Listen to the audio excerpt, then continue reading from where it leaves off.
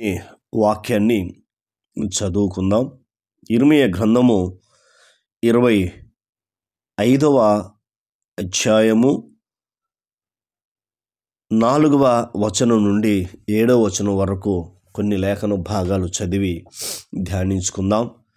యిర్మీయా ప్రవక్త ఇశ్రాయేలు ప్రజలను, యూదా ప్రజలను ఉద్దేశించి రాస్తా ఉన్నాడు. దేవుడు వారిని ఏర్పరచుకున్నాడు. మరి వారు ఎలా ఉండాలి? కానీ దేవుని మాట వినని స్థితిలో ఉన్నారు. దేవునికి వారు కోపం పుట్టించుతున్నారు. దేవుని యొక్క మాట అసలే వారు వినలేకపోతున్నారు, చెవి ఒగ్గలేకపోతున్నారు. కాబట్టి దేవుడు వారి విషయంలో బాధపడతా ఉన్నాడు. రెండోది, వారి చేతి పనులను బట్టి ఆయనకు కోపాన్ని పుట్టిస్తున్నారు. ఏది చేయొద్దంటున్నారు దేవుడు, వారు అదే చేస్తూ ఉన్నారు. మరి ఈనాడు కూడా ప్రపంచమంతా అలాగనే ఉన్నది. పేరుకే దేవుని బిడ్డలు, పేరుకే క్రైస్తవులని చెప్పుకుంటున్నారు. కానీ దేవుని అవమానపరుస్తూ, దేవుని దూషిస్తూ వారి ఇష్టానుసారంగా జీవిస్తూ ఉన్నారు. కాబట్టి మనం నేర్చుకుందాం ఇశ్రాయేలు పరిస్థితి ఏముందో. మీ చేతి పనుల వలన నాకు కోపం పుట్టించి అని చెప్తున్నాడు. ఇక్కడ వారి చేతి పనులను బట్టి దేవునికి ఏం చేశారంటే కోపాన్ని పుట్టించారు. అయినా కూడా కృపా కనికరం గల దేవుడు వారిని ఎప్పటికప్పటికి క్షమిస్తూ, వారిని ఎప్పటికప్పటికి సరిచేస్తూ ఆయన వైపు త్రిప్పాలని దేవుడు ఎదురు చూస్తూ ఏం చేస్తున్నాడో మనం చూద్దాం. 5వ వచనం చెప్తున్న మాట ఎంత అద్భుతమైనదో మనం చూద్దాం. మీరందరూ మీ చెడు మార్గమును, మీ దుష్ట క్రియలను విడిచిపెట్టి తిరిగిన ఎడల అంటున్నాడు. చూసావా, దేవుడు చెప్తున్న మాట ఏంటంటే మీరందరూ మీ చెడు మార్గము, మొదటిది. రెండోది, మీ దుష్ట క్రియలను విడిచిపెట్టి. చెడు మార్గము, తర్వాత రెండోది దుష్ట క్రియలు అంటున్నాడు. మంచి క్రియలు కాదట, దుష్ట క్రియలు. ఇవి విడిచిపెట్టమని దేవుడు చెప్తున్నాడు. మూడోది ఏం చెప్తున్నాడంటే, యెహోవా పెందల కాడ లేచి ప్రవక్తలైన తన సేవకులందరిని మీ యొద్దకు పంపుచూ వచ్చినను మీరు వినకపోతిరి, వినుటకు మీరు చెవియొగ్గక ఉంటిరి అంటున్నాడు. చూడు, దేవుడు అంత చేసినా కూడా ఇశ్రాయేలు ప్రజలు, దేవుడు వారిని క్షమిస్తూ, దేవుడు వారిని సహిస్తూ, ఓర్చుకుంటూ పెందల కాడన లేచి తన ప్రవక్తలు పంపుతా ఉన్నాడు. ఆ ప్రవక్తలు వెళ్ళి హెచ్చరిస్తున్నారు, అయ్యా మీరు చెడు మార్గాన్ని విడిచిపెట్టండి, దుష్టక్రియలు చేయొద్దు, దేవునికి విరోధంగా జీవించొద్దు, దేవునికి విరోధంగా కార్యాలు చేస్తున్నారు, దేవునికి విరోధంగా జీవిస్తున్నారు, మీరు అలా చేయకండి, ఉగ్రత రాబోతుంది అని దేవుడు చెప్తా ఉన్నాడు. ఆ ప్రవక్తలు చెప్తున్నాడు, నెబుకద్నెజరు వస్తాడు, వచ్చి మేమందరూ చెరకు తీసుకెళ్తాడు, ఈ పట్టణమంతా అగ్నితో కాల్చబడుతుంది, అది అగ్నితో కాల్చబడకుండా ఉండాలి అంటే, మీరు చెరకు పోకుండా ఉండాలంటే దేవుని మాట మీరు వినాలి అని ప్రవక్తలు వెళ్ళి చెప్తుంటే వాళ్ళు ఎలా ఉన్నారు చూడండి. మీ యొద్దకు పంపుచూ వచ్చినను మీరు వినకపోతిరి, వినుటకు మీరు చెవియొగ్గకుంటిరి. ఫస్ట్ వినలేదు, చెవియొగ్గకున్నారు. అయితే ఏం చేస్తున్నాడు దేవుడు? వాళ్ళు ఎలా ఉన్నాడు చూడు. మీ చేతి పనుల వలన నా కోపం పుట్టించి మీరు నా మాటలు ఆలకింపకపోతిరని యెహోవా సెలవిచ్చుచున్నాడు. అంత చూడు, మాటలు వాళ్ళు ఏం చేస్తారంటే దేవుడు కోపం పుట్టించడం కాకుండా మీరు నా మాటలు ఆలకింపకపోతిరని దేవుడు వేదనతో, బాధతో చెప్తా ఉన్నాడు. దేవుడు వేదనతో, బాధతో ప్రవక్త ద్వారా మాట్లాడుతున్నాడు. దేవుని బిడ్డలారా, ఈనాడు సేవకులు ఉన్నారు, కన్నీరు కారుస్తున్నారు, వారు ఏడుస్తున్నారు. దేవుని బిడ్డలు దారితప్పిపోతున్నారు, చెడిపోతున్నారు, దుష్ట క్రియల్లో పాల్పొందుతున్నారు, మంచి పనులు చేయట్లేదని దైవ సేవకులు ఏడుస్తున్నారు. యేసుక్రీస్తు ప్రభువు తండ్రి కుడి పార్శ్వం కూర్చొని విజ్ఞాపనం చేస్తున్నాడు. ఇప్పుడు మనకు తెలుసు అమెరికా ప్రాంతం ఎంత దారుణంగా ఉందో. కాలిఫోర్నియా ఆ స్టేటు లాస్ ఏంజల్స్లో ఎంత భయంకరంగా జరుగుతున్నాయో అక్కడ తెలుసు. దేవునికి విరోధంగా అక్కడ వాళ్ళు చేస్తున్న కార్యాలు, చెడు కార్యాలు అక్కడంతా ఎంత ఘోరంగా ఉందో చూడు. దేవుని దూషించారు, దేవుడు లేడు అన్నారు వారు, కానీ దేవుడు జీరో అన్నారు.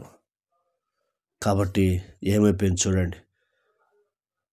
అగ్ని తగలబడిపోతుంది, ఆ పట్టణం అంతా కాల్చివేయబడుతుంది.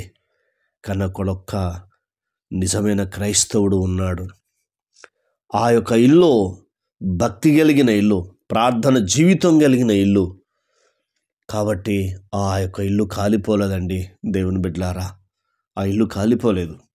ఎందుకంటే ఆ కుటుంబంలో దేవుడు అంటే భయం ఉంది. ఆ కుటుంబంలో దేవుని మాటలు వింటున్నారు. ఆ కుటుంబంలో దేవునికి విరోధంగా జీవించట్లేదు. క్రమం తప్పకుండా ఆదివారం వెళ్తున్నారు. భక్తి కలిగిన కుటుంబం వలె ఉన్నారు. అందుకే దేవుడు ఆ కుటుంబాన్ని కాపాడాడు. ఆ కుటుంబము మంటల్లో ఆ ఇల్లు తగలబడిపోలేదు. వాళ్ళకి ఆస్తి నష్టం, ప్రాణ నష్టం జరగలేదు. ఎందుకంటే దేవుడు భూలోకాన్ని చూసినప్పుడు నోవాహు ఒక్కడే దేవుని దృష్టికి కృప పొందాడు. మొదటిది. రెండవది నీతిమంతుడుగా ఉన్నాడు. మూడవది నిందారహితుడుగా ఉన్నాడు. నాలుగవది దేవునితో నడిచిన వాడుగా ఉన్నాడు. కాబట్టి ఆ సాక్ష్యం పొందాడు. కాబట్టి అతడు తప్పించబడ్డాని పరిశుద్ధమైన గ్రంథం మనకు తెలియపరుస్తూ ఉంది. అద్భుతమైన మాటలు అవి. కాబట్టి ఇవన్నీ చివరి దినాలు, అంత్య దినాల్లో, ప్రమాదకర దినాల్లో నీవు నేను ఉన్నాము. కాబట్టి ఈ మాటలు వింటున్న దేవుని బిడ్డలారా, మీరు ఒక్కసారి మిమ్మల్ని మీరు పరీక్షించుకోమని దేవుడు మీతోనే మాట్లాడుతూ ఉన్నాడు. కాబట్టి ఇవన్నీ చివరి దినాలు, అంత్య దినాలకు వచ్చేసాం. దేవుడు వారిని తప్పించాడు. కాబట్టి ఆ కుటుంబాన్ని దేవుడు తప్పించాడు. అలాగనే ఆ దినాల్లో జలప్రళయం వచ్చినప్పుడు నోవాహు తప్పించబడ్డాడు. తన కుటుంబము అందరూ తప్పించబడ్డారు. కారణం ఏంటంటే 7వ అధ్యాయంలో బైబిల్ చెప్తా ఉంది. ఆదికాండం 7వ అధ్యాయంలో, యెహోవా ఈ తరం వారిలో నీవే నా ఎదుట నీతిమంతుడవైండుట చూచితిని గనుక నీవును నీ ఇంటి వారును ఓడలో ప్రవేశించుడి అని చెప్పాడు. చూసారా, ఓడలో ప్రవేశించాడు. ఆ ప్రమాదాన్ని గురి కాకుండా దేవుడు వారిని కాపాడినట్టుగా బైబిల్ సెలవిస్తూ ఉంది. మరి నోవాహు ఎలా ఉన్నాడు? నీతిమంతుడిగా ఉన్నాడు. మరి నువ్వు కూడా యేసుక్రీస్తును నమ్ముకుంటే సరిపోదు. ఆయన దృష్టికి నువ్వు కృప పొందిన వాడిగా, నీతిమంతుడిగా, నిందారహితుడిగా, దేవునితో నడిచే అనుభవంగా ఉంటే ఆ ఓడలో ప్రవేశించగలుగుతావు. ఇప్పుడు రక్షణ అనే ఓడలో నేను ప్రవేశించాలి. ప్రవేశించిన తర్వాత 8వ అధ్యాయంలో 19వ వచనం చూడండి. దేవుడు నోవాహును ఏం చేస్తున్నాడు? ఆ ఓడల నుండి బయటకి వచ్చెను, ఆయనకు స్తుతి మహిమ కలుగునుగాక. చూసారా, ఓడలోనికి తీసుకెళ్ళాడు. ప్రమాదం వస్తున్నప్పుడు ఆ జలప్రళయం అంతా అయిపోయిన తర్వాత, నీరు అంతా ఇంకిపోయిన తర్వాత ఏం చేశాడంటే, రెండవది ఇక్కడ మనం చూస్తున్నప్పుడు ఓడలో నుంచి బయటకు వచ్చెను. ఒక్కసారి ఆలోచన చేద్దాం. అందుకే ఆ యొక్క లాస్ ఏంజల్స్ అనే పట్టణంలో ఆ ఒక క్రైస్తవుడు ఇల్లు కారిపోవడం కారణం ఏంటంటే, అతడు దేవునికి ఇష్టమైన వాడు, దేవునికి నమ్మకమైన వాడు, యథార్థమైన జీవితం జీవించినవాడు, దేవుడు అంటే భయము కలిగిన వ్యక్తి. కాబట్టి దేవుడు ఆ వ్యక్తిని కాపాడాడు. మరి నీవు అలా ఉంటే నీవు కూడా కాపాడబడతావు, నీ కుటుంబం నీవు రక్షించబడతావు. మరి ఒకసారి ఆలోచన చేద్దాం. ఆ పట్టణం అంతా తగలబడుతుంది. 1000 కోట్లు ఆస్తి నష్టమైపోయింది, మొత్తం బూడిదీపాలైపోయింది. కాబట్టి ఇవన్నీ చివరి దినాలు ఉన్నాం. ప్రభు రాబోతున్నాడు. తీర్మానం చేసుకుందాం. కన్న తండ్రి, నీకు వందనాలు. విన్న మాటలు దుష్టతకు పోకుండా సహాయం చేయి. ఈ మాటల ద్వారా మమ్మల్ని ఆదరించినందుకు మీకు స్తోత్రాలు. అయా తండ్రి, అయా లాస్, ఆ ఏంజల్స్, ఆ ప్రాంతం కోసం ప్రార్థన చేస్తున్నాం. తండ్రి, నీకు వందనాలు. అయా ప్రభు, ఎంతోమంది అయ్యా కాలి బూడిదైపోయారు, వారు ఆస్తిపోయింది నాయన, వారిని క్షమించమని అడుగుతున్నాం. అయ్యా విడిచిపెట్టిన కుటుంబము, ఎవరైతే వాడు విడిచిపెట్టి ఆ కుటుంబాన్ని మీరు ఆదరించండి. ఎవరైతే ఆస్తులు పోగొట్టుకున్నారో వారిని మీరు ఆదరించండి, ధైర్యపరచమని అడుగుతున్నాం. వాళ్ళని మార్పును తీసుకురమ్మని అడుగుతున్నాం. ఆ కుటుంబం, ఒక్క కుటుంబము అగ్నికి వాళ్ళ ఇల్లు కాలిపోలేదు, వారు కాలిపోలేదు. వారిని మీరు కాపాడినందుకు కృతజ్ఞతలు చెల్లిస్తూ, అయా వారిని దయనపరచుమని అడుగుతున్నాం. మా ప్రార్థన విని జవాబిచ్చినందుకు వందనాలు. యేసు నామములో పొంది ఉన్నాం తండ్రి. ఆమెన్. దేవుడు మనందరిని దీవించి ఆశీర్వదించును గాక. Amen, amen, amen.